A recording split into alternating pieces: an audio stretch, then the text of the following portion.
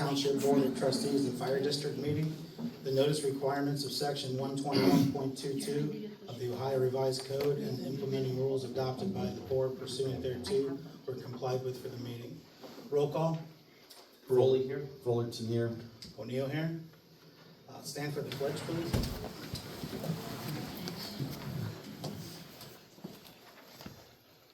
Allegiance to the flag of the United States of America and to the republic for which it stands, one nation, under God, indivisible, with liberty and justice for all.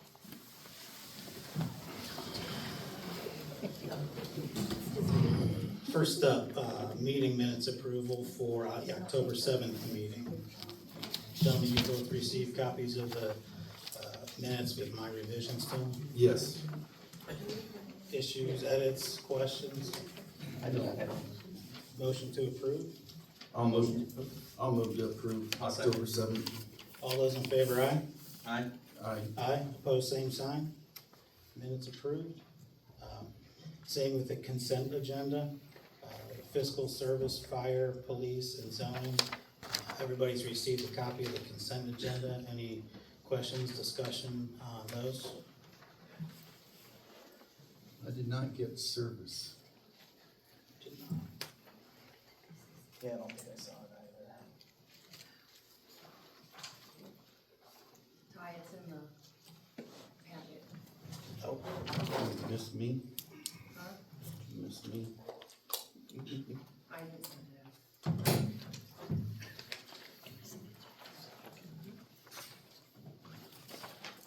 Anything that stands out on roads, Chris? no. Okay. I'll get a copy. Town hall is open now. Okay. Motion to approve the consent agenda. Move to approve. I'll second. All those in favor, aye? Aye. Aye, opposed, same sign. Consent agenda is approved. Fiscal, Laura? Just one additional item, we received a rollback in the amount of $37,155.22. It's for the fire district, but it was received into the township's bank account. I would need a motion to accept that and then appropriate it to the fire district, please.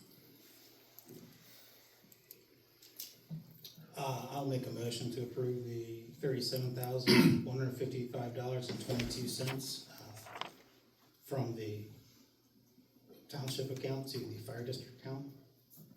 Second. All those in favor, aye? Aye. Aye, opposed, same sign. Motion carries. Service, the only two things that Rick had on his report was that town hall's completed, election day is going on tomorrow. And picnic tables, we've got prices for that for Lions Park, but we can talk about those later. I've got a resolution for revised ARPA funds appropriation. But other than that, we did have to send truck 37 up to Valley Freightliner, I think it is, because he had a bunch of codes on it. It broke down, and the estimate is going to be $3,380.61 to repair it.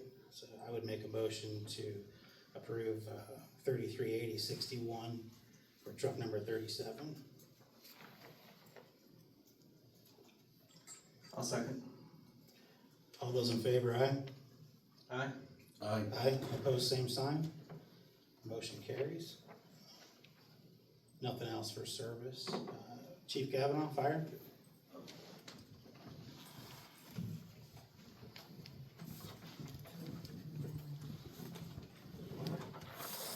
Good evening. We had 64 calls for service in October. 32 were nighttime calls and 32 were daytime calls. 2 were in Chatham, 1 in Guilford Township, 48 in Lafayette Township, 8 in Chippewa Lake, 2 in Gloria Glens, and 2 in York Township. We had 72% were EMS calls, and our average turnout time is 2 minutes and 2 seconds. Year to date is 2 minutes and 3 seconds, and 5 minutes and 33 seconds to be beyond the scenes. We received mutual aid 5 times this month. We gave mutual aid to Chatham once, York Township once, and Seville 1 time.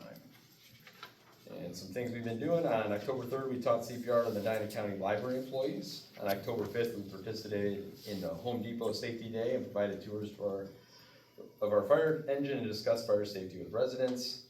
We conducted a station tour at a homeschool program, for a homeschool program on October 18th. We participated in Cloverleaf School's Touch a Truck on October 19th. We taught the Medina County Drug Task Force Tactical Emergency Casualty Care Training on October 24th. On October 26th, we had a very successful trunk or treat open house, and thank you to all that assisted in making that a great day. And a special thanks to Mr. Chrysler for the hayride. That was an awesome, exciting thing for the kids, so thank you. And then October 28th, we conducted CPR training for Medina County home nursing staff. On October 31st, we participated in trick-or-treating by providing apparatus and passing out candy in various neighborhoods in Lafayette Township. We received a $500 donation to our Firefighters Association to be used for materials to build a training prop at our station. Pump testing was completed for our department vehicles on October 14th, 15th, and 16th. We participated in Seville's live fire training on October 15th. And Breathing Air Systems did our annual preventive maintenance on our Cascade system on October 23rd. And one agenda item, the approval to hire Allison Provance. She has not turned her stuff in yet, so we're gonna skip that for now. I didn't think she was gonna, I was hoping she'd get it in, but she hasn't gotten anything, so. And then a request to accept the resignation of Luke Rodak. He was recently hired by Bedford Fire Department, full-time, and he lives in Brunswick and he just doesn't have time to get down here to go work in Lafayette, so. And that is all I have.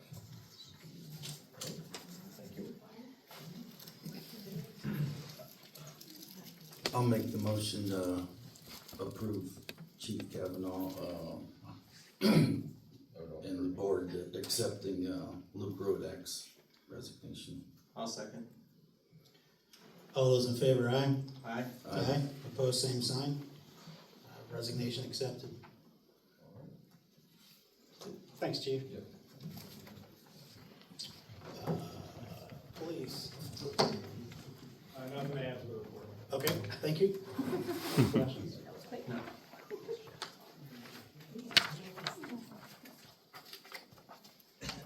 Zoning. Sherry is not with us this evening, but year-to-date, $47,475.84 in zoning fees with an estimated value of $21,767,225.73. That compares to last year, fee total of $41,207.76, but total value last year was $31,980,954.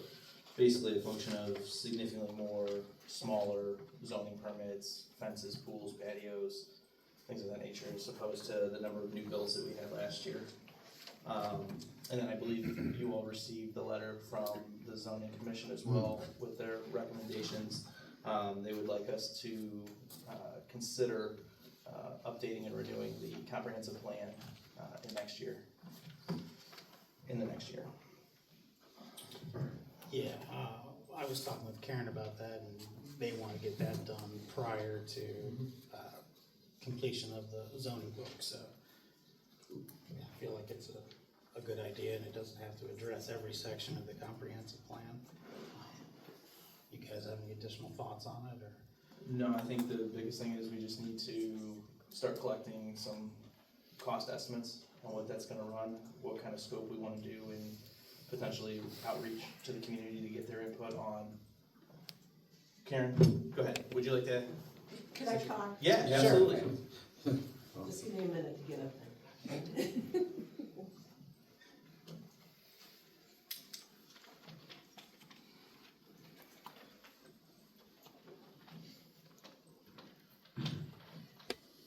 So I'm Karen Schoonover, I'm the zoning secretary, and like Justin said, the zoning commission had asked the trustees to consider budgeting for a comprehensive plan review. The last comprehensive plan was adopted in 2010, which is 14 years ago, and the township obviously has gone through a lot of changes since then. One of the things I was talking to Tim Kassouf, the commissioners do have small amount of funds that might be available to help us like start a process or do a survey, so we'll look into that. And then the other thing, I spoke to Paul Jeffers, who is in Montville Township, and he gave me someone down at the OTA who might know of agencies that do comprehensive plan review for smaller communities. You know, we don't wanna do something like a suburb of Cleveland or Columbus or something like that. That's not what we're looking for. We're looking for something where we have a rural area with some, you know, housing like we have here. So, that's what we're looking to do is, to just go ahead and reassess where we're at, make sure, that the changes that the board has done heading in the right direction. Okay, so as soon as I get the names of the agencies and find out what Rich wants to do about the money at the commissioners, I'll let you guys know. Thank you. And then just to piggyback on that, if you wanna go sit down. Thanks, Karen. One of the other projects that Karen's been working diligently on for probably most of this year, Chris, you had mentioned the zoning book and the zoning commission working on revising that. But Karen's been working diligently to go and basically find out what our book currently is. So we have everything that's been recorded with the county recorder, and then she's been going through meeting minutes for both the zoning commission and the trustees dating back to 2012 in some cases. Yes. To find where changes have been made, approved, and gone through the process so that we can document that. In working with Bill Thorne on the zoning code, his recommendation was that once Karen finishes that project, hopefully by the end of the year, each of us will have a copy that we can then recognize as the standing book so that we kind of end the confusion over what's been done. Because Karen will have the sourcing of all of where those changes were actually taken instead of, you know, best guess Good. of what we're at, so. Maybe we can get that on the website. Exactly. Available. Exactly. Good. And then the zoning commission can finish their process of, making any changes that need to be made to the book. Did you happen to talk to Bill about the comprehensive plan at all? I have not. I haven't either. Anything else on zoning? We have 2 variances for this month. Those notices should be going out this week, so, other than that, that's where we're at. Public comment. Again, this time, last month, I had some rules submitted to the prosecutor's office. I thought it would be a little bit easier and quicker for them to review them, but they have not yet. So they haven't been able to comment on them yet, but I'd like to implement them kind of the same way we did last month. Be respectful, address the board, don't expect a Q&A on things, and keep it nice. Public comment. Anyone?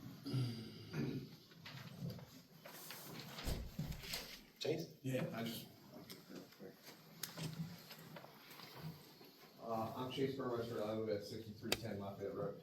I just had a quick question about the crosswalk located on 162 down here. And I guess my question really is thoughts on that crosswalk, like on your guys' radar, obviously, potentially, and as a township, I understand it's a state route, how proactive can we be on the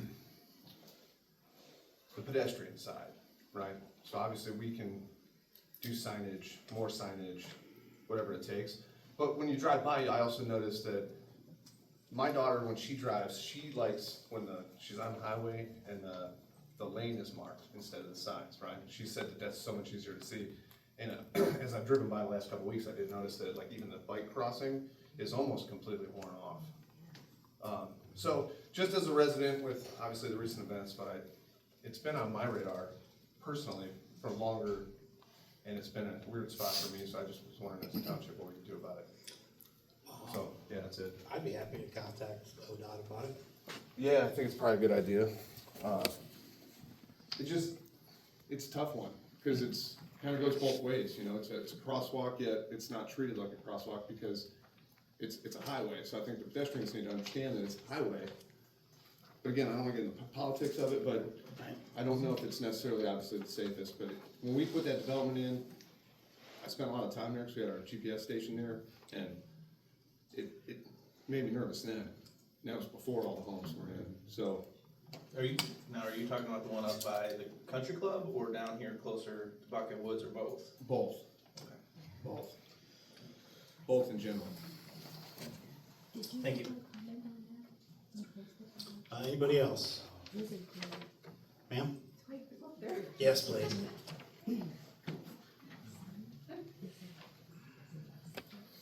Linda Wolstein, 6919 Bolish Road. I'm glad you brought that up because I was coming home the other night and I have a dash cam and the Sandridge semi-truck in front of me put on his brakes and we were coming up to the first, coming from town, the first path that goes across, which is I guess the Chippewa Trail. And he put on his brakes and thank God he did because a bicycle guy came across right in front of him. And I have the pictures of it in the video. I mean, if he had not stopped, thank goodness he was paying attention, that guy would not be here either. He was right in front of him. And the truck was like right there, so he literally could see the truck coming. I mean, who goes in front of a semi, you know? Right. So that was another close call, and I thought of that too. I thought something else is gonna happen, so. Thank you. Anyone else? I did talk to the park about it a little bit and, better signage, so I'm still working with them to hopefully get the park involved and, get some signage on at least the trails, so people know to stop, and, I mean, that situation was horrible, so. Is it still just a little, is Yes, there like a little? yes, I could not believe that. Yeah, I mean, that's, It's first time in a stop sign. Thank you, Chief. There is a solution. Anybody else? I do.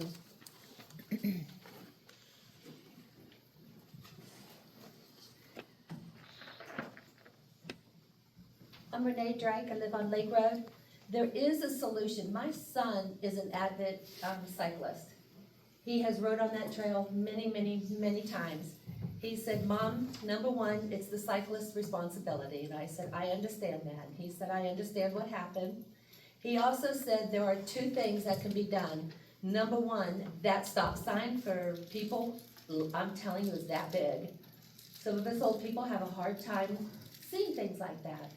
He said, number one, put the bigger stop signs and get those flashing ones. That was the number one thing he said. Number two thing he said, there are scouts that are going to get their Eagle Scout. One of the things you can do, because a lot of us older people look down. Because walking with being an older person is dangerous. If we don't look down, then we have the problem of what's coming at us. He had suggested to contact one of the scout troops and have a Eagle Scout project to where on the trail, they paint a great big red and then the stop in white. He said, it may not save everybody, but if it saves one, it's worth it. So I just wanted to tell you what my son had said. Thank you.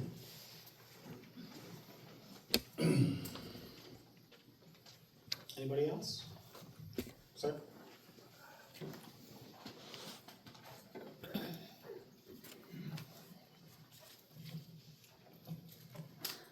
My name is Jeff Gage, I live on Columbia Road. Since she brought up the fact that, you know, if one little thing can save one person's life, why not try to make that change? I agree. 2 weeks ago, this is in regards to shooting in Lafayette Township.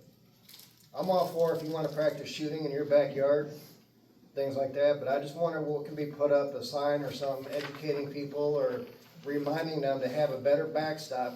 I had a bullet come through my house. 3 of them, one only almost took my wife out, one almost took me out, one almost went and took my son out who was in the house. Came through the house, shattered my curio, and my son was 4 feet away from the curio. I did file a police report, they came out, they found out who was doing it. The guy was supposedly shooting into the train tracks on Palker. I find that a little bit of BS right there because he would have been on top of there for that bullet to come my way, 3 of them. So what I'm asking is, you know, what can be done to put up signs or something that say, you know, will your backstop protect your neighbors? Especially now with the, with like they're saying with the slight bicyclists going through, straight bullet and kill any of them people on them damn bikes. I would, you know, I was okay with people shooting. I've been here, what, 11 years? This is the first time that I got that close to 3 bullets hitting us. So I just kinda wondered. It is. It's difficult in that, you know, again, we only have certain powers to police those types of things. But to your point about education, we can definitely look at, you know, how we can get more information out, whether it's through the newsletters that get sent on the website. I was speaking with Lieutenant Markham, who's our police liaison, about your incident as well. Okay. And we're working on trying to come up with some way to get better knowledge out.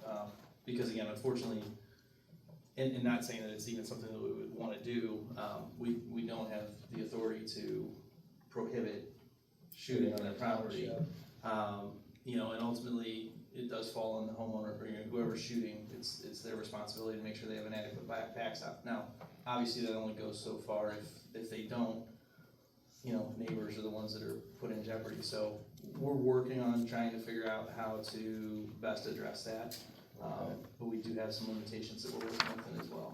Is there something right now as far as like, and I get private property, do what you want, do what you want on your private property, I get it. To where you should not be shooting if the sun is down and you can't see. Yeah, I mean, ultimately, the responsibility for where those bullets go is on the person who's shooting. You know, so when you're exercising those rights, I mean, you're taking responsibility for that. So, you know, should something have happened, I mean, you're looking at, you know, potentially manslaughter charges, you know, negligent manslaughter, right? And that's. But I'm saying there's nothing where like 6:30 in the evening, you're to stop shooting altogether when it's dark like this? No. Okay, I mean, I get it, just, cause it was going on from the same individual, I know where it's coming from, I mean, you know, kinda just makes, you get a little bit of PTSD from that. Yeah, I understand. So. I mean, whenever it happens, do you call the police? I would recommend if you have any concerns, call the police. Yeah, and like I said, I called, made the report, they came out, did a fantastic job of finding out who it was exactly, addressed it, and, you know, so. All right, thanks a lot. Thank you. Anybody else? Okay, correspondence. I've just got, one, this came in, I forwarded that to you guys? On Highway PA? No, I was looking for it. I apologize, I should have forwarded it to you. Mr. Stewart, you might find this interesting. It's a biosolids letter, something that's required from us. They're transferring one permit from Liverpool to the Lorraine Black River wastewater treatment plant, but they utilize the biosolids at a parcel down on Westfield Road. Let you guys take a look at it. Again, it doesn't require any action on our part or anything, just FYI. You do have this in electronic format? Yes. You can forward it? Yes. Thank you. You can take a look. Unresolved business, policy changes, purchasing policy, credit card policy, and paid time off. Yep.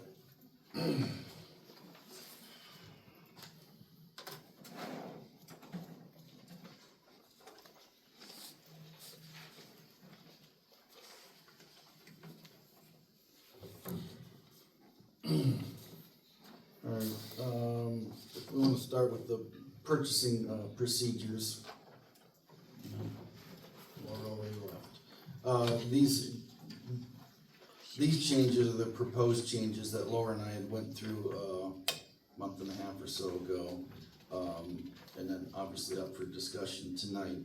But requisitions have never been used.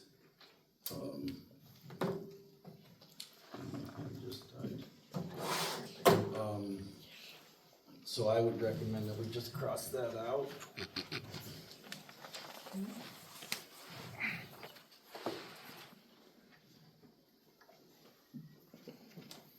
You wanna discuss each section or just go over as a whole, or, I can keep reading the next section? Let's go over one at a time. All right. So you and Laura went through this part, Mhm. you come to the conclusion that this could all be stricken, I don't know what your take, Justin? I don't know how requisitions aren't applicable, like, you're saying that requisitions aren't needed at all for anything that we do, or they just don't need to be a part of this policy? They don't need to be a part of this policy. Okay, okay.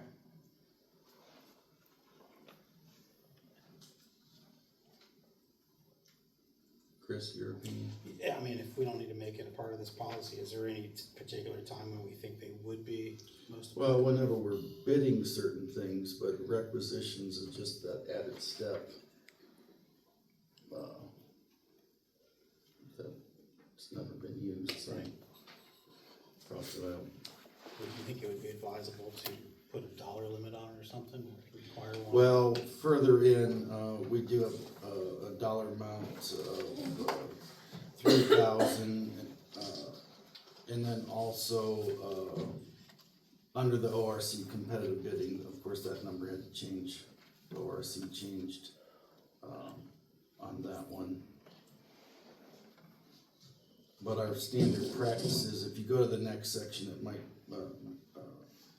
help out a little bit. Under services, the department is encouraged to utilize local vendors when the quality of services is at least equal or to other vendors. Quality of workmanship is to be monitored and used to evaluate continuation of the relationship with the vendor. Quality of product, price of product, speed of delivery, availability of product. I wouldn't change any of that. That's been the standard practice. I would keep that. And then under competitive bidding, of course, this is obviously for major projects. ORC's changed it to 125,000. Well, if I'm not mistaken, that's the maximum you can set. Correct. So we're saying that we don't wanna bid anything under the amount that, like, legally, we can't set the limit any higher than 125, so we feel that it's appropriate, like, how many contracts do we do over 125, like? Oh, well, I'm not talking about getting 3 bids and doing all of that. I'm just talking, we were just talking about eliminating the requisitions, but I'm just quoting from the ORC that it has changed. Right. That's how low it was. Right, but we can set it lower, I guess. Oh, is what yeah, I'm saying. yeah, oh, So I absolutely. don't know why we would set our, like, are we planning on not getting competitive bids on Oh, no. projects that? Always, yeah, that's why we're discussing. Yeah, I don't know why we wouldn't just leave that dollar amount at 15,000.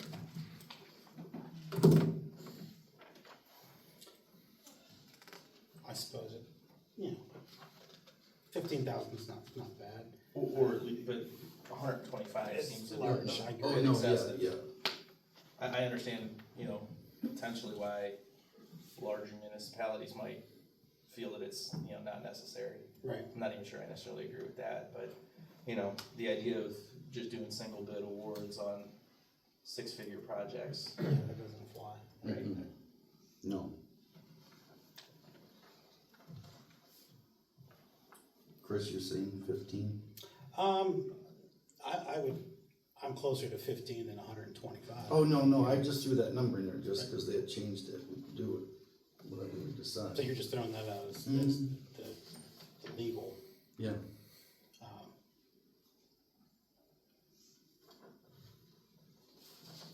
I'm okay with keeping it at 15, to be honest. Fine, yeah. I'm assuming you feel the same way about that. Good. And then, the then and now, for the most part, that's good, other than, a requisition, we would strike out those 2 or 3 sentences, and then and now, purchase order will be used for documentation and auditing.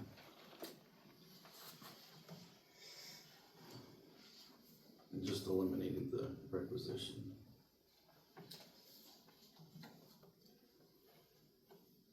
I'd be okay with that portion in this situation. Yeah, and then, not to jump too far, but it looks like the rest of the stuff that was crossed out was just because it's redundant with Yes. other policies. Correct. Okay.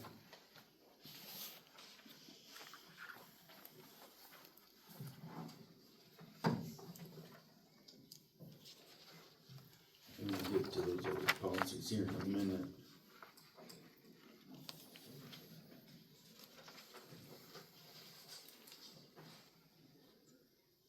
So you guys are good with those changes?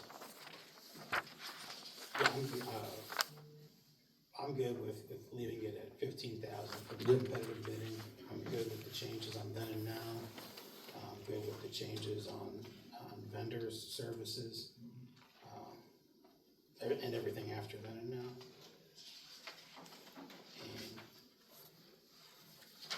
And, you wanna discuss requisitions in general more, or?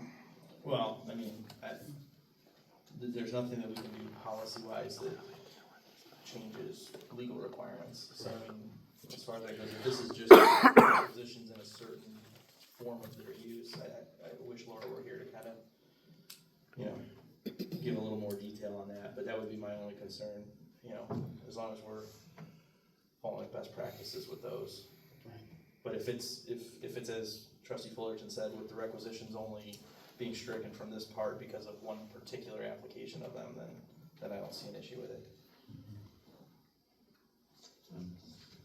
Well, I would move to approve the changes of the purchasing policy. I'll second. All those in favor, aye? Aye.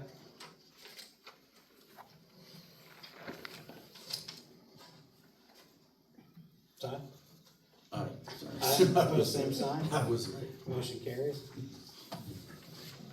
Okay, So that was purchasing. Now credit, up to the credit cards.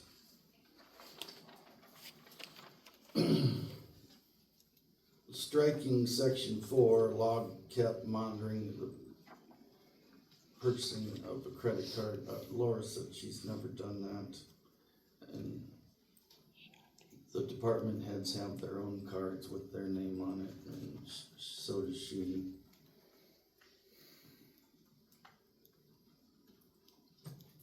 Yeah, they're the only ones. Right.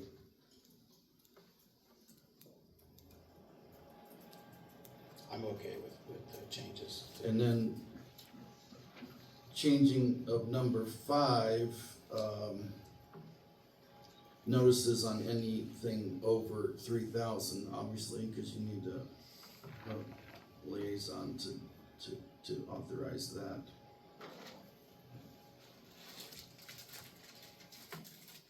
Or the board authorize more than that, so that's why we capped that there.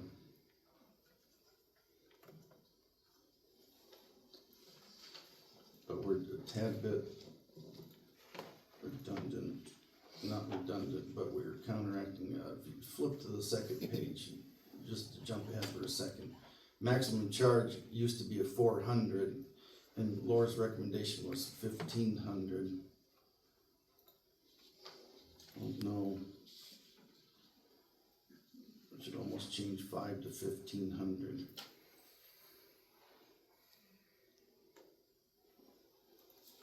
Yeah, I think so too, Well, I guess, if you wanna be consistent. no, you definitely need to be consistent, but I guess my question is, so are we, since the department heads have their own cards, are we stating that they have authorization to spend up to $1,500 without clearing it through the trustee liaison for the department or the fiscal officer? Are we taking that kind of checkpoint out of the policy? Well, they're using their credit card because we don't have an account with them, typically. But we would still approve the purchase prior to. That's what I'm asking, because I think the previous policy had it spelled out where it was with approval of either the fiscal officer and the trustee liaison. Right. So that's the only part that I would wanna see remain in there.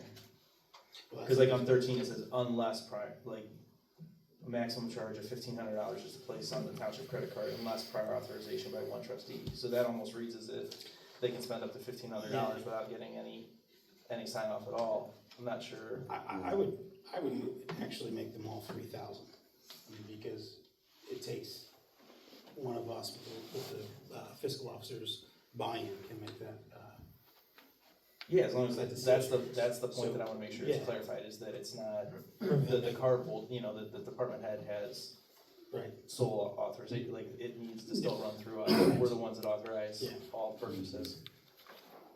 Okay.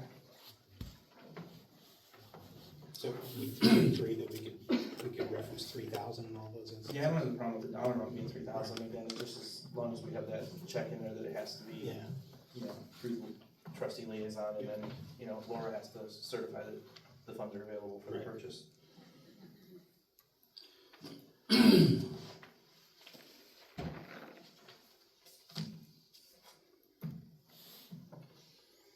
that's pretty much it for the credit card policy, correct? Yeah, there was a couple other changes, but you're looking at them. Yeah.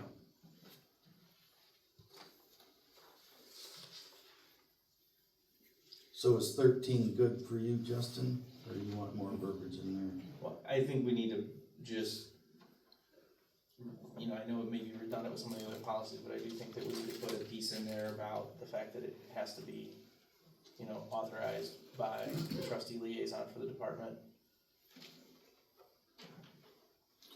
And the fiscal officer. Yeah.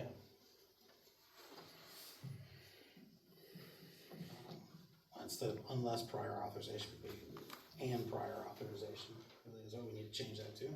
And Right, I'm just saying, like, and prior. the way that it's worded reads that the limit's $1,500 unless there's prior authorization. We're saying, like, I would say let's It change needs to that go. 1,500 to 3,000, which is fine. and then a maximum charge of 3,000 is to be placed on the township card.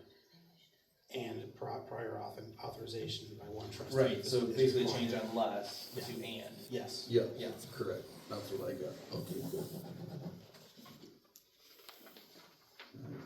I think the only other question that I had on it was, I don't know if we wanted to clarify what the process is for, because on section, or bullet point 1, it's the board of trustees may designate use of card by the fiscal officer, a department head or supervisor, or employee if so designated by the department head or supervisor, but we don't outline like what the process is for approving the cards. I know right now, service Rick has a card, fire chief has a card, those are the only two, Right.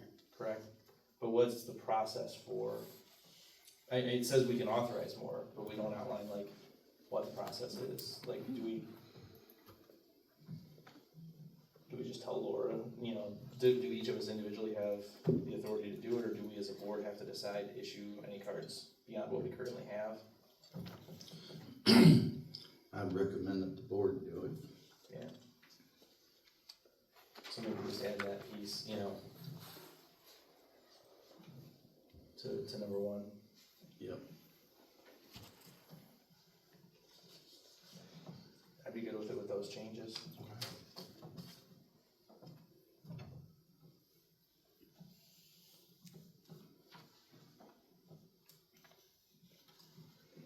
Okay,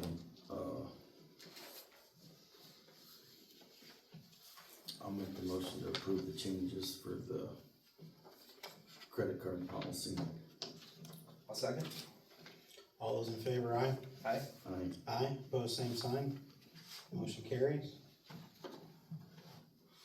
Okay, so just 2 pages in the handbook, I know we still have to do a whole entire handbook, but 2,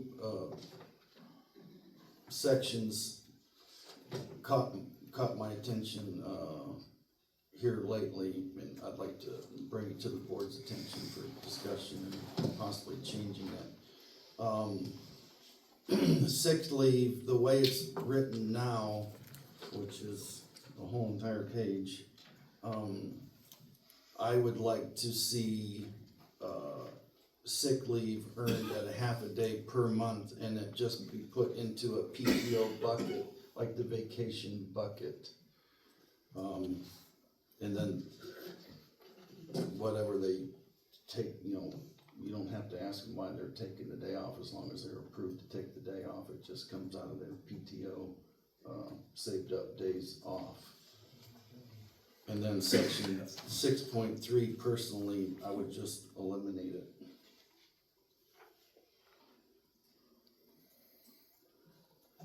I guess my question is, we have a section that covers their vacation leave as well, correct? Mm-hmm. If we're going to, like a PTO, strategy, which I agree with, don't we need to we pretty much need to modify all time off sections, because we're gonna treat everything as just PTO, whether it's vacation days, sick days, anything that we were doing. Well, that's all we would have is vacation days and sick days. But I thought the idea of doing PTO was to Right. get rid of vacation or sick. We're not making any differentiation between the two. Well, We just you have earn personal time vacation off. days, certain seniority, right, certain Yeah, years of service, so everyone will earn it differently, but then once you earn it, it goes into your personal time off bucket. So then, in effect, there won't be any sick time, so we could strike this whole section, is that what you're saying? You can earn you can earn sick leave by half a day per month, you can earn it, and then it gets put into that bucket. right, I guess what I'm trying to get at is usually if you go to a PTO policy, Mm-hmm. there are no other types of Yeah, days. there's So I get we may need to rewrite the vacation piece of it too, where it's like, hey, you get, I don't know exactly what the setup is now, but you've been here for 5 years, you get 2 weeks of vacation. So now it'll be, on January 1 every year, based on your day of service, you get X number of PTO days credited to your bank. And then, again, with your sick leave, the way we treat it now is you get everybody gets a half a PTO day every month added to their bank. But I think we need to change all of the sections of the employee handbook that address time off to incorporate PTO, if that makes sense. No, it does make sense, and I'm glad you brought up January 1 too, because Laura always goes by hire date, and it's a nightmare for her to keep track of that. Yeah, I would think it would make way more sense I know there aren't hundreds of employees, but Right. to just be able to do it on January 1. But I think we need to look at the or the vacation policy, figure out what the seniority is that gets so many, and then just change it to say, instead of you get 2 weeks of vacation, you get 10 PTO days. Right. So I'd like to see those changes just to get rid of any type of paid time off other than PTO. Mm-hmm. But if we do that, then I'm fine with that, so. Yep, we'll put that one off to the side.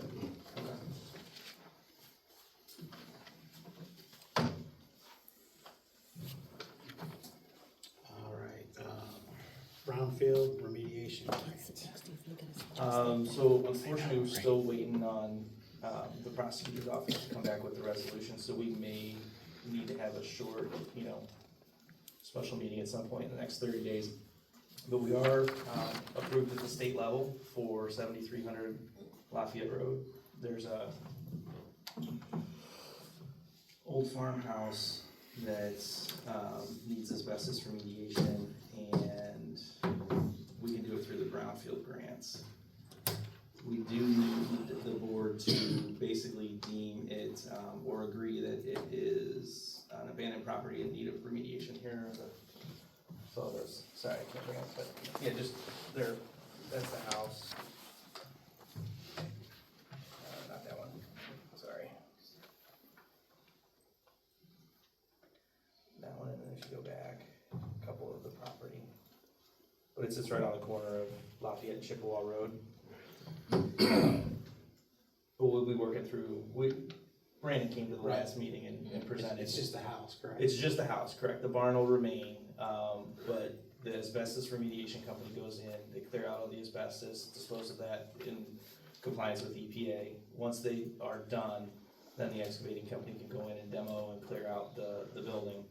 The prosecutor's office is working on the resolution that we would need to pass so that we can authorize to actually be the recipient of the grant.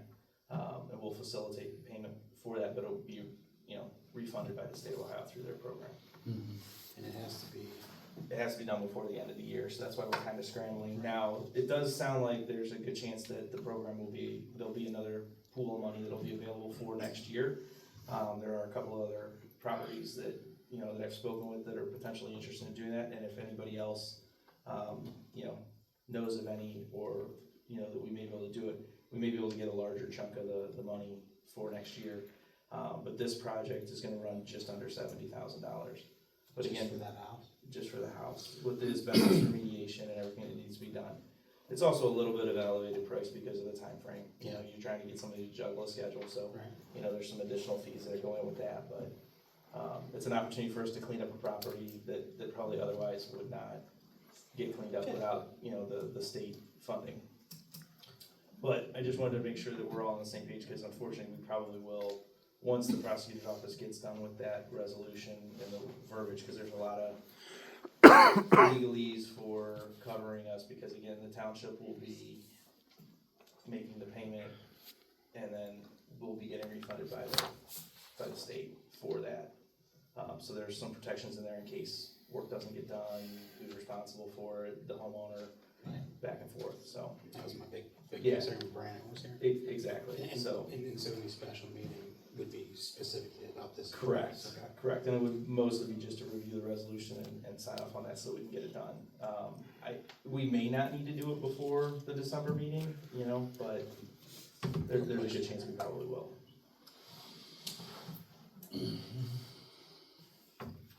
All right, unresolved business, continue. Roadside in easement, had the prosecutor's office look at the easement that's in effect, and apparently it can continue, so there's really nothing that needs to be done. The new owner has it, their attorney has sent it to the Ohio EPA, and I assume that will satisfy the requirements, so there's really just nothing else that needs to be done. Okay. So, one less thing to worry about there. Works for me. .gov migration. We had spoken about this for a while now, and actually made copies for you guys. Maybe .gov isn't but in the process of moving the website over, on April 24th of this year, the DOJ published a final rule updating regulations under Title II of the ADA, the Americans with Disabilities Act. This update introduces specific requirements to ensure web content and mobile applications are accessible to people with disabilities. Our compliance date for our website to be ADA accessible is April 26th of 2027. So we obviously have plenty of time. But one of the things that I've been working on with the .gov, I made copies for both of you guys.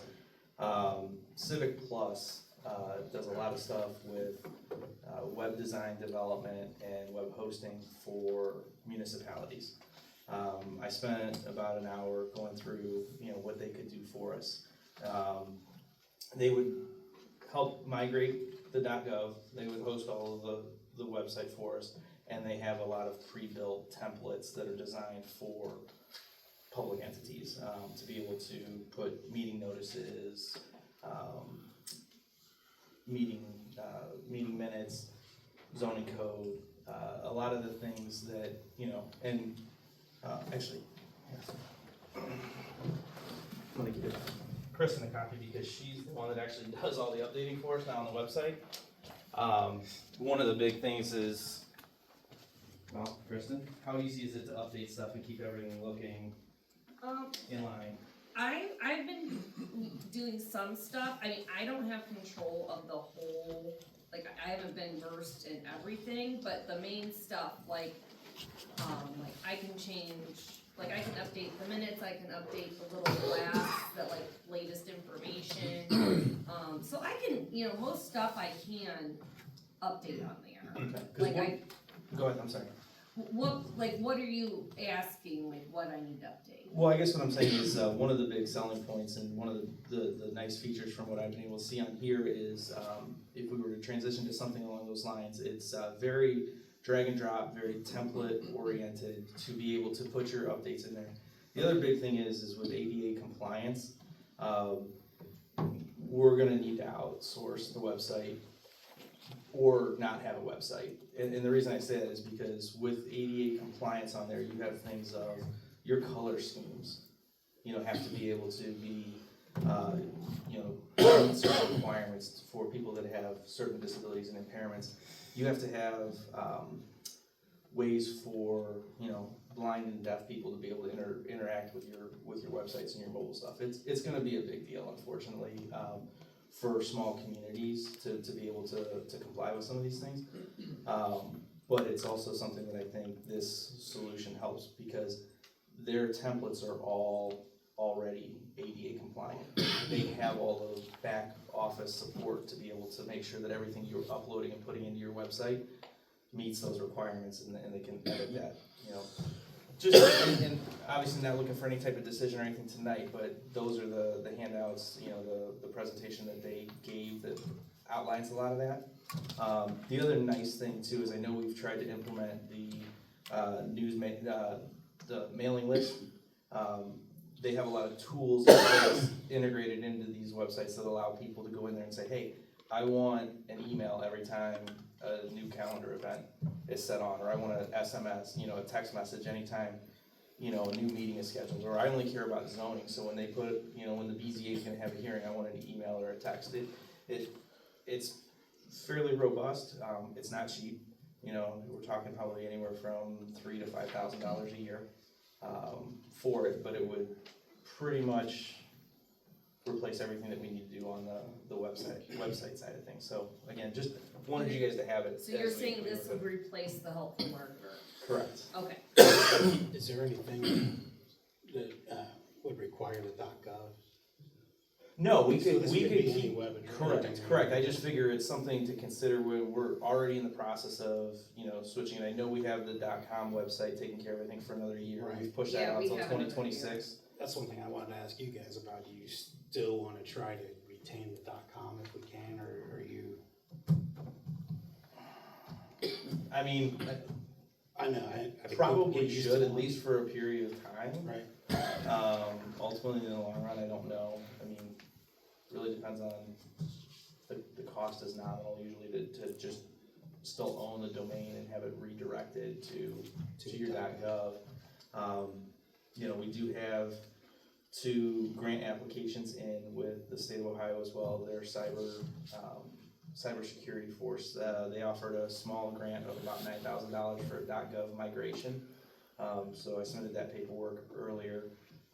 Just things that you don't necessarily think about when you switch from a .com to a .gov. New business cards, any literature that we have out there that's got the .com website on there. And then also if you want to do any type of PR marketing, if we wanted to mail a flyer, or a little, postcard, anything along those lines, you can use that grant money for. And then also they have a cybersecurity for enhancing and taking new protocols to protect your website. These guys have an added layer of security that you don't get on some of your other just WordPress type websites. Again, a little bit out of my depth on that, but they do meet the highest level of security for government entities and agencies. So What about, potentially some grant money that can cover some of these costs too. So that's good. What about, day-to-day help? 24/7 support. They've got. I mean, they're huge. They have, I forget what the ridiculous number of different entities from large cities to small townships. That need services for that. So, in practice, hard to say when you never had a relationship with them. But the commitment is that they have 24/7 web support. I have a question. So, would I, for the easiness of uploading information, would I get some kind of training where I would still be able to have a username and be able to Yeah. cause I'm not a web Correct. designer, I know how to input the information so that on the web page, but building it, no. Just going through the demo with them, I felt comfortable that I could probably figure it out, so Okay. I think you'll be perfectly fine. Okay, But yeah, they have a lot of tutorials online. They also offer training okay, sessions so I would if you still need be it. able if you all were hey, we have a special meeting, can you get it on the website right now? I Yeah. could still go and do that. Oh, Like, I absolutely. wouldn't have to email them. We to actually, put it no, on. we actually would have the Okay. ability to set as many users as we want and Okay. allow certain, you can control who has access to do what within the website. So, I Okay. mean, it could be as simple, I mean, even, we could give access to whoever we wanted to on there. They do have programs that if we wanted to look at, subdomains and stuff like that, so just, again, I don't wanna get too deep into the weeds with it, but I think it's something that we need to look at as we make that transition to the .gov. This will add a lot of functionality to the website, and everything's preset. You don't have to, you don't pick the color templates, you don't pick the designs, you don't have to, drag and figure out the spacing, everything. It does all of it, and then it automatically formats your website to be mobile friendly as well, so that things don't get lost, which can sometimes be a real pain in trying to get your, a lot of the basic web design tools. Did Sherry talk to you about the zoning service she was looking into? Is that something that maybe we could kill two birds with one stone using this?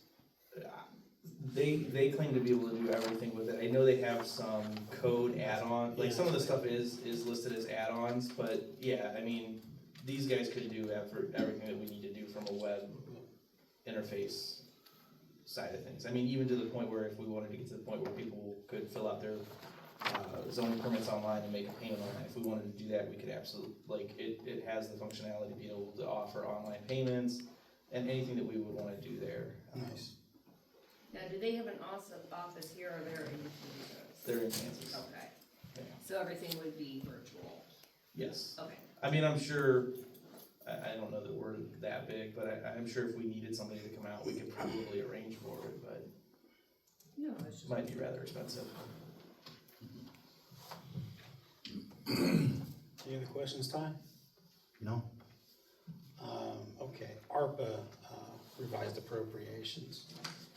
I gave you guys each a copy of this, worked with Laura. If you look at this, everything but the bottom two is exactly what we've spent so far in each one. We were a little above on some, a little below on some when we appropriated last time. But being that we have to appropriate everything by the end of this year, we have $7,757.96 after these first 8 line items. So I would propose that we use $4,768 for 10 picnic tables at Lions Park. And then that will leave us with $29,8996. And I would like to put that towards IT equipment or services. I think we're probably gonna need an additional access point for the town hall. town hall and the service garage. I think we probably need one, based on my discussions with Keith, one for the service garage, because right now we're still working off an old modem. And then probably one for the town hall for renters that would expect, Wi-Fi. What do we do with what's a little bit that's left? I would say we can use that and put it towards any bills we get from Keith for our services. That way we utilize every bit of it.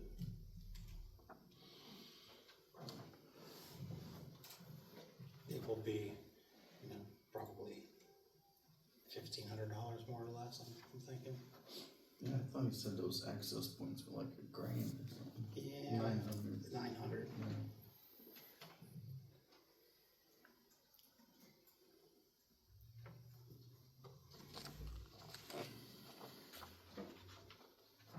So I typed this up as resolution 21, but we could still keep it 21. I do have one coming up. Oh, that's fine, I didn't put anything on it, so I didn't know where we were number wise, so that's fine. But I would, I'll offer this resolution if anybody wants to second it. I'll second. Okay, roll call vote, Caroli, Aye. Fullerton, Aye. and O'Neill's aye. Resolution 21-2024 passes.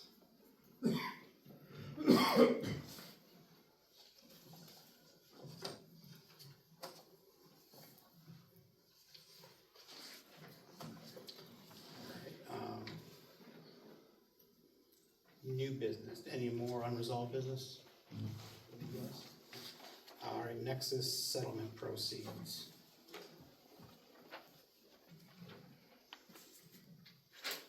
Did you ask for that one to be put on? No. I thought I mean, I can speak to it if. Did you? Alright, well, either way, earlier this month, the Nexus settlement was finally approved. I spoke with Treasurer Burke. Initial excitement, you know, the amount allocated for Lafayette Township Cloverleaf School District was just over $500,000. Not knowing that we're not, you know, understanding that the treasurer, you know, gets the big lump sum, you know, and that the auditor's office then allocates it based on other municipalities that get a piece of that pie, and, you know, the school gets the lion's share of that. Our amount was significantly less, and then also gets allocated over to the other funds. So we're getting roughly $60,000 off of the settlement for 2019 and 2020. There is still a small amount that will potentially come through for those 2 tax years. Tax year 21 was fully paid, and we should be getting another distribution of roughly the same amount of money as what's on the email that Kristen sent out earlier, for tax years 22 and 23, which were also paid at originally collected at a lower amount. So all told, it's about $120,000. You know, again, waiting to see what the final allocations are, but you're looking at roughly $2,300 for the township general fund, $15,000 for road and bridge. The police fund gets $13,000. Fire department, you know, just general operating levy is a little over $20,000, and 14 and change for the bond fund. So again, all things that we can put towards offsetting other costs, you know, but unfortunately not as big of a windfall as we were What hoping did you for. just say for the general fund? Township general fund, it looks like it's $2,200. Okay, that's what I got. Yeah. And I mean, if anybody wants, you know, I can happily give them the exact dollar amounts, but.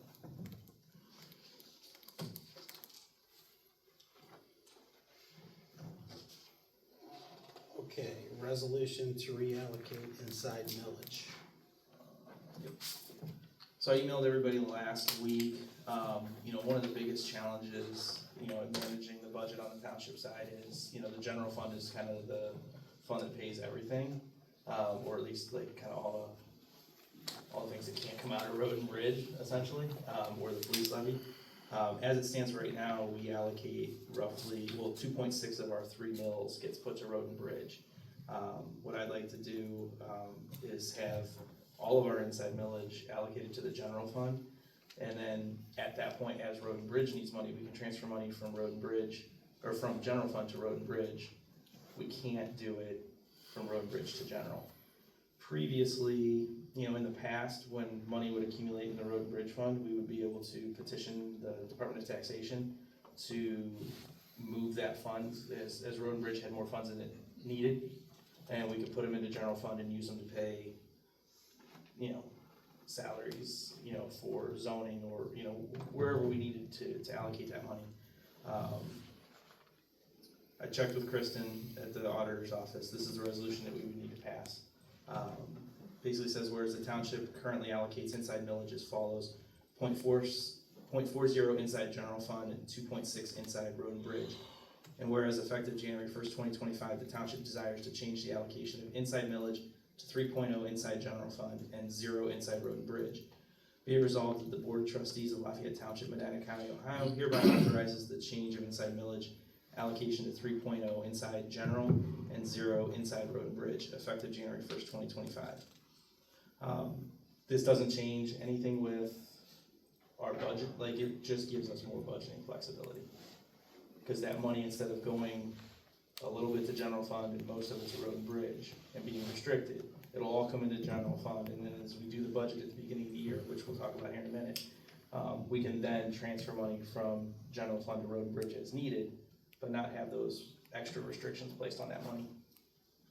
And to be clear, this is just, future revenues coming in, this has nothing to do with what's already in those funds. Correct. What's already in road and bridge, which, I mean. As I know, the township's been shot down before, trying to, they Correct. requested a couple of times to move things from road and bridge to the general, and have not. They used to allow us to do that, they've taken a stance that that's no longer acceptable, so, you know, that's why it was never really an issue in the past. You know, manage the general fund, and, you know, when you would get to the point where you needed to move some of that money, we could petition to have it done, but that's no longer an option, so this is the fix.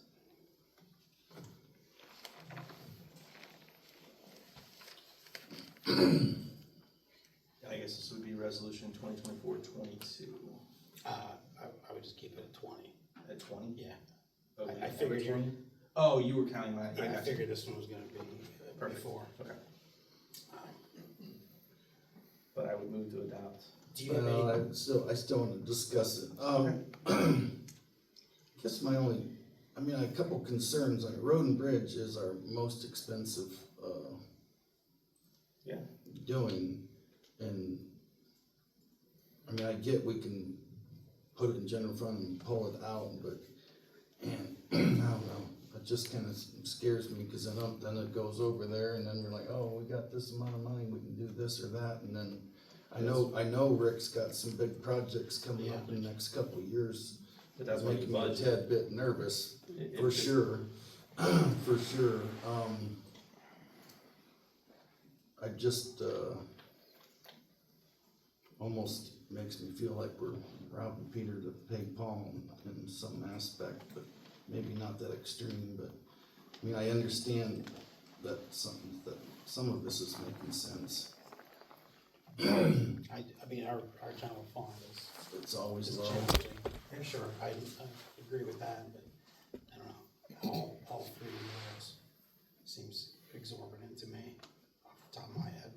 Yeah, did you ask Kristen why that Geauga did that? Well, no, I didn't, cause I mean, that was just a sample resolution.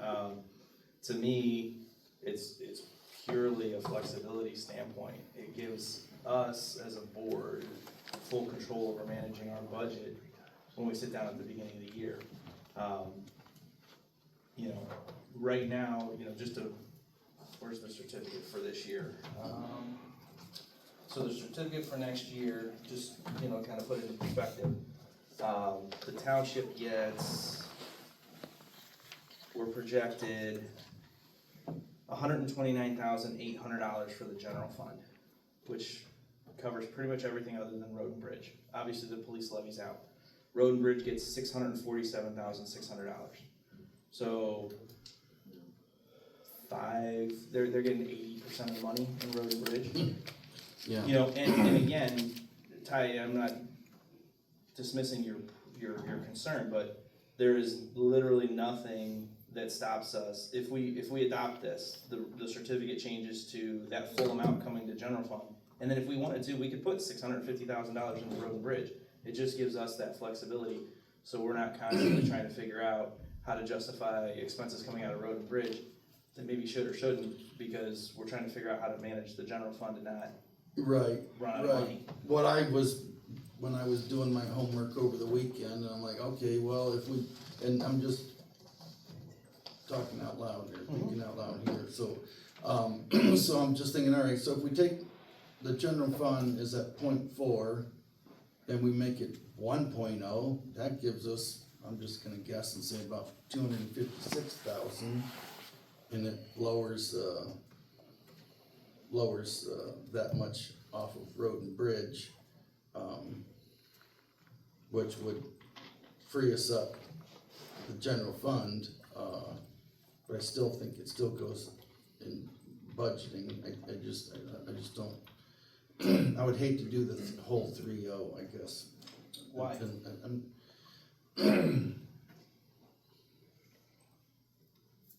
think road and bridge is our single biggest expense. And that costs single a ton biggest of money. responsibility. We've got. But there's also other money that comes in to cover road and bridge. We get permissive motor vehicle tax, like all of those other funds, pretty much all of that money is restricted and being used for road and bridge. And additionally, nothing stops us from supplementing road and bridge's budget out of the general fund. What we're restricted in doing is supplementing the general fund out of road and bridge. Additionally, road and bridge has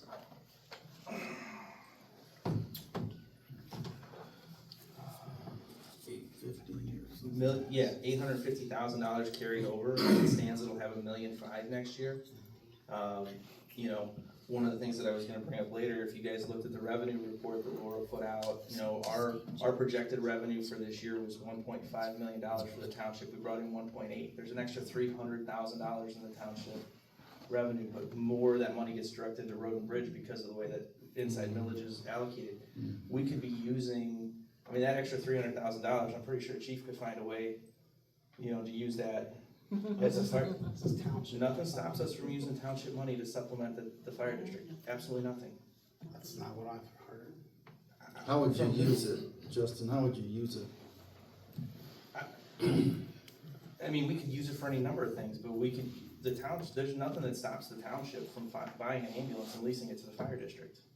There's nothing that stops the township from hiring chief and paying chief salary out of the township to soften the budget at the fire district. There are things that you can do in that regard. Well, that's what I'm saying, there's plenty of things, this is all about creating flexibility in our ability to sit down at the beginning of the year and do a budget and say, we're not constrained by the fact that all this money is stuck in road and bridge that can't be used for anything but road and bridge.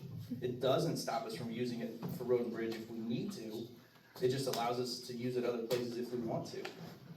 But I would hate to get in a pinch where we start allocating it towards. Then that's, so you're worried about us doing Isn't bad budgeting? Isn't that sort of what Wait a minute. You'd have to do a budget first. Isn't it sort of what you did on the fire district side? You want it very restricted to levies because you didn't want the flexibility for us. So what's on the This ballot is in, now? well, it the provides- biggest. it does the same thing. It provides more flexibility for the trustees. Right? But when it was time. This is inside millage I understand. that is not voted on. We're talking about two different, it's apples and oranges. Well, it's We flexible. aren't- You're talking we about aren't- the flexibility. You want the Yeah, flexibility. yeah, but I'm not, this is money that's coming anyway. This isn't me going to the voters and asking them to pay more money, but not telling them what we're gonna use it on. This is us being able to manage. And if you've got ideas about using this for the fire, district. I'm just looking at it, it makes absolutely no, that's it makes not no what sense I've that been we have to told. constantly find ways to draw money out of road and bridge because we don't have enough in general fund. No, I get that. That's why my head over the weekend was like, well, we go 1.0, you know, give the general fund some relief. I mean, until waiting for this discussion. Well, I'll take whatever I can get for flexibility, but it does, to me, it doesn't make any sense not to take full advantage of that Yeah, flexibility. I would be willing to do part of it too, but not the whole thing. I mean, we've got to pay for a truck coming up here before the end of the year. In the spring, we got to outfit that truck with, And all of those expenses can be paid from the general fund, correct? they could be, and we also got Coon coming up on in the near future. Which, We got again, Bands could also Road. be paid out of the general fund. Could, but then, you know, if you start allocating it towards other things as well, you start talking about hiring the chief and doing other things, I think it's But that's best. the budget process, again, that we will talk about here in a minute, but if you do a budget and you spell those things out, then you don't run into that risk. I mean, I don't wanna keep belaboring the point, but to me, it makes absolutely no sense to not do to put the full inside millage into the general fund. I mean, again, majority of places do that, you know. Why historically have we had this road and bridge fund and that it's been so high now? Why has it been collecting at this rate so far? You'd have to ask previous boards why they set it that way. But it is what it is. I mean, there's probably some reason for it. We didn't have a problem with our general fund. We I would be willing to, you know, Ty said, increasing it to 1%, I would, or I'm sorry, 1 mil, I would do that. You wouldn't go higher? I mean, Justin's at 3, I mean, I get that. Just the way you were talking, felt like you were gonna go higher, I don't know.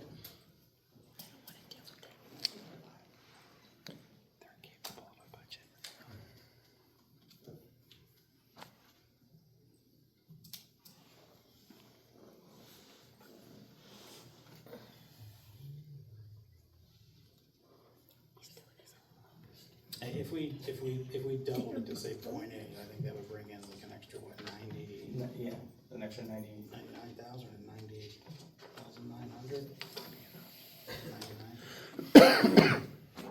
So.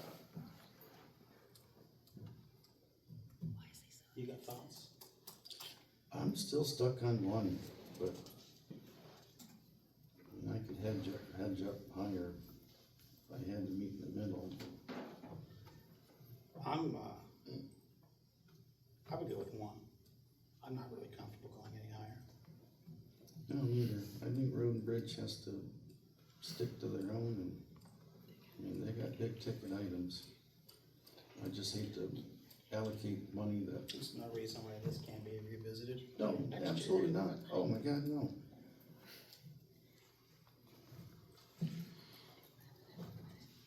So you guys want 1 inside and 2 for road bridge? Yeah, 1 mil for general fund and 2 for road and bridge. Okay. Alright, I'll make the changes and, move to adopt the resolution as such.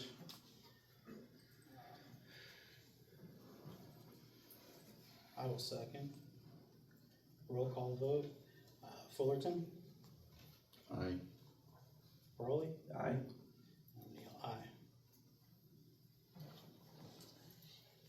Resolution will be 1 mil to general fund and 2 to road and bridge.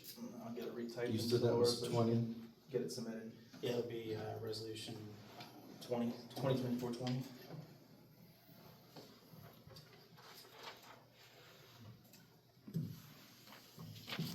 uh, 2025 budgeting and planning.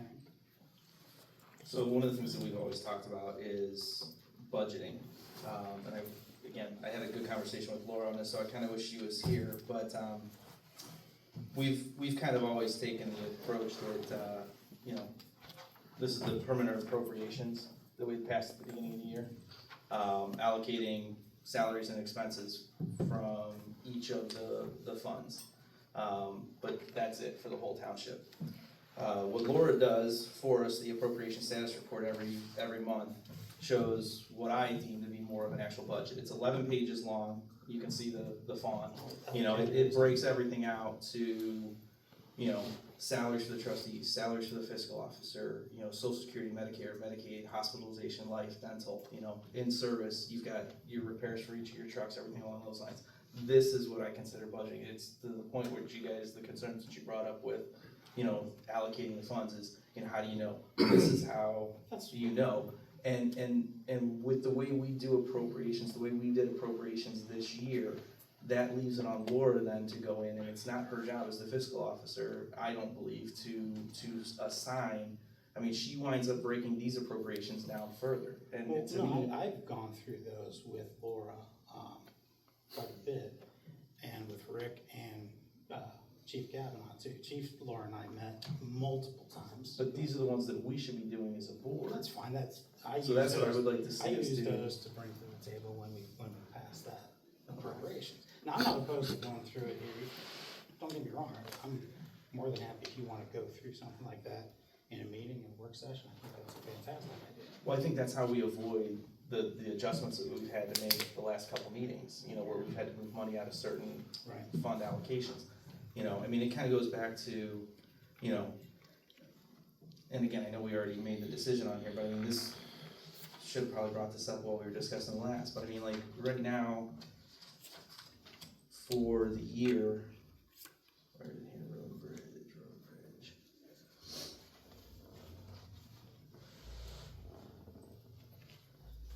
Laura's had to pull the majority of her salary out of road and bridge. And she's had to do that because there isn't money in the general fund. So I don't, but, alright, so when? No, before the that's end of the good, Justin, I like that idea.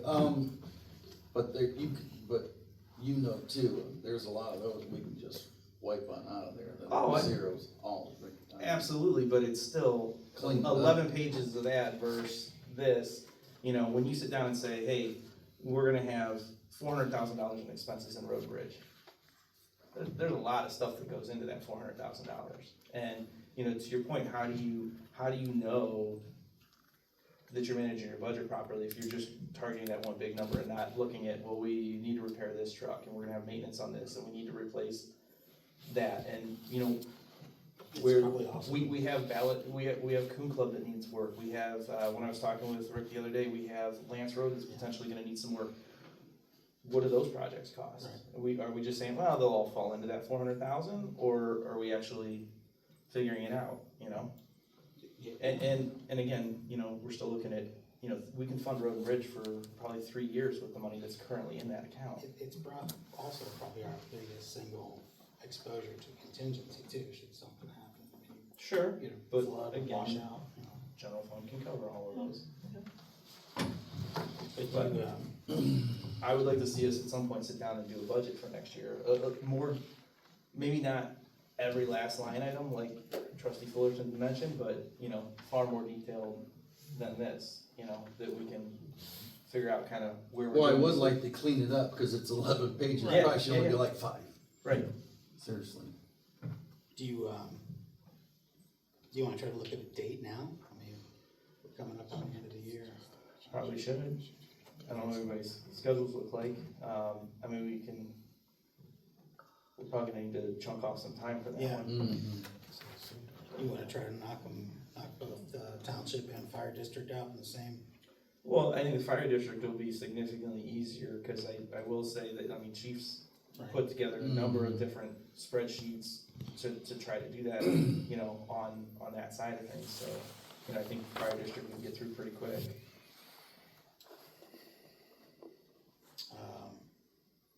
Guys look in November before the next meeting, December between, It depends on what your guys' schedules are, I don't know, do you have any travel for work coming up that you're gonna be out of town for? not that I know, but it's always a possibility on short notice. I mean, I don't know that we have to hit it before the next meeting. I'd definitely like to have a nice long meeting before the end of the year. Right. Oh, we can throw some dates around through Yeah. an email. Yeah. We're not even going to. Probably easier than trying to figure it out right now. Yeah. Okay, and here's another example. Those appropriations right there, at least on the fire district side. We've got, you guys have all seen the insurance renewal. Yeah. If you look at the fire district general fund, we didn't account for this in that. We may have had enough at the one point. I remember when we were doing those, we trimmed it down, and we've since had to come back and reappropriate more, which gets available, but we're not gonna have to appropriate some funds for the autonomous cost, so. Yeah, I don't have any issue with, I think we talked about it in the beginning of the year. I think with the way that we track things, if we over appropriate at the beginning of the year, it's easy to say, oh, we're under budget. Even though we know we appropriated more than what we're gonna bring in, and that's where I always get stuck on the whole, it's not that we can't appropriate more money if we want, but if we don't try to work to a tight budget, you're never going to get to a tight budget. You gotta hide money from yourself sometimes. But what do you need on that? We need to appropriate. I would motion to appropriate $32,440.24 from the unappropriated funds to the fire district. I don't have that, you guys have that fund number in front of me? Fire district. It'd be 1,000. Okay. I would second. All those in favor, aye? Aye. Aye. Opposed, same sign. Motion carries. And in that, I would also make the motion to accept our insurance for next calendar year at $32,000 $440.24. I'll second. All those in favor, aye? Aye. Aye. Aye. Opposed, same sign. Motion carries. And employee healthcare contribution rates. One thing that I would like us to look at in the budgeting process, we were talking about road and bridge, probably the second biggest after road and bridge and the salaries over there is employee healthcare. Obviously, healthcare costs, everybody knows, they go up routinely. But to put it into perspective, this year we allocated $161,000 for healthcare benefits. We're on pace to spend about $140,000. The reason that I bring that up is because in just doing some research on kind of the comparative costs and how other employers handle things, according to the Kaiser Family Foundation research group that studies health benefits, the average American worker covers 17% of the premium for an employer-sponsored healthcare plan, while a worker with a family plan covers approximately 29% of the total premium. Many employers even exclude spouses from coverage if they have plans available through their employers. To put that into perspective, in Lafayette Township, the township or the taxpayers pick up 97% of the healthcare costs of our employees, which means that our employees are only contributing 3%. Where that becomes an issue, in my opinion, is, it creates a disincentive for people to look at their other alternatives for coverage, because it's, again, the average family for a single plan is paying, or the average person for a single plan is paying about $400 a year out of pocket. A family is typically spending about $24,000. Here it's like $600. I don't think it's I think it's something that we need to review, becoming more in line with what other employers are covering for their pay. Most townships cover, from what I've been able to find out in talking with Montville and Medina, it's typically about a 15% contribution rate. They're obviously much bigger entities. I don't know that we want to match, some of the smaller ones, but, Chatham is a perfect example. Anybody that wants to cover a dependent on the township plan in Chatham has to cover 100% of the cost of the independents they add.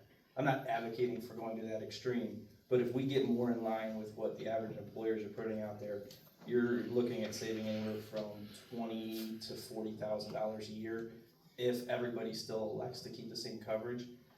If anybody then compares to other plans that they have available and find that, they actually have better insurance available through a spouse's plan or something else, the savings could be even larger.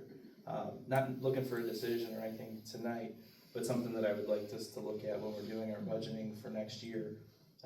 It might be time to tweak that a little bit, even if we have to look at, compensation offsets for, members of the road department.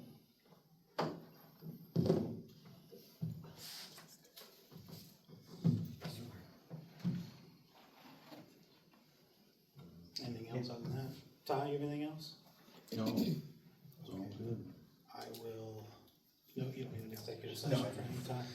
Okay, I'll make the motion to pay the warrants of the township and adjourn. I will second. All those in favor, aye?